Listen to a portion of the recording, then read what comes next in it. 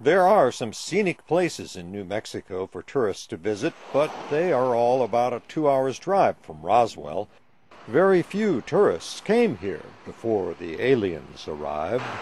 Roswell's big attraction now is the UFO Museum and Research Center. Sandy James is deputy director. Basically, a long time ago, if you came to Roswell, you were lost. But now, if you come to Roswell, you're coming to see the museum. People from around the world flock here to see exhibits about the July 1947 incident and other UFO stories. They also buy lots of souvenirs. Top items that people buy would be T-shirts is first, coffee mugs are second, shot glasses, and keychains.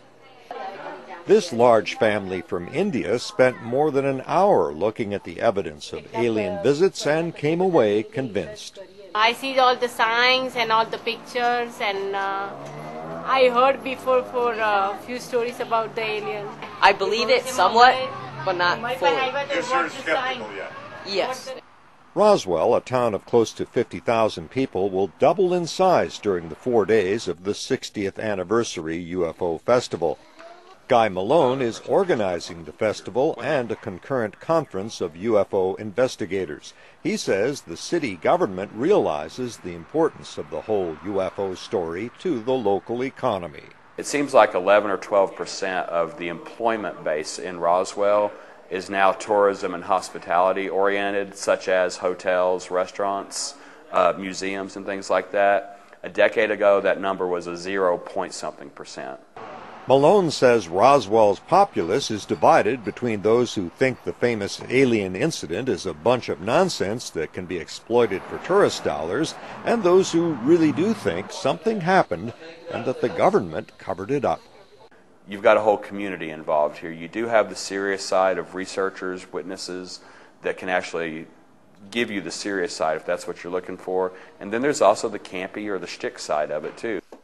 One of the serious Roswell residents is former Texas civil engineer Dennis Balthaser, who says his investigations have convinced him that the U.S. military did recover a crashed alien craft 60 years ago and hid it from the public.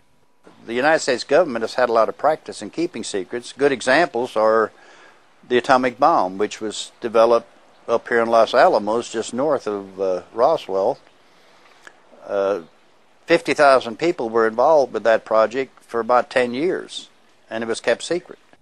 Balthaser thinks it may have been the first test of an atomic bomb here in New Mexico in 1945, and the atomic bombs kept at the Roswell Army base that drew the attention of visitors from another world.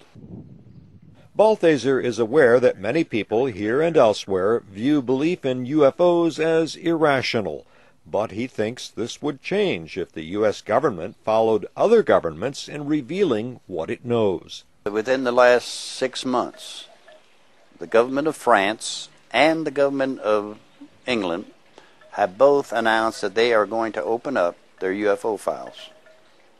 The United States is making no attempt to do that. It's not likely that any dramatic new evidence will emerge at the UFO conference here to change anyone's mind one way or the other on the Roswell incident, but Guy Malone believes the town will be able to capitalize on it for a long time to come. I think the mystery will always endure. The mystery will always be there. Nobody is going to ever have conclusive proof of what it was or wasn't. Local business owners agree, and there are now plans for a new, much larger UFO museum in town. But the questions about what happened here 60 years ago will never be resolved, unless, of course, the aliens themselves were to pay a return visit just to clear things up. Greg Flakus, VOA News, Roswell, New Mexico.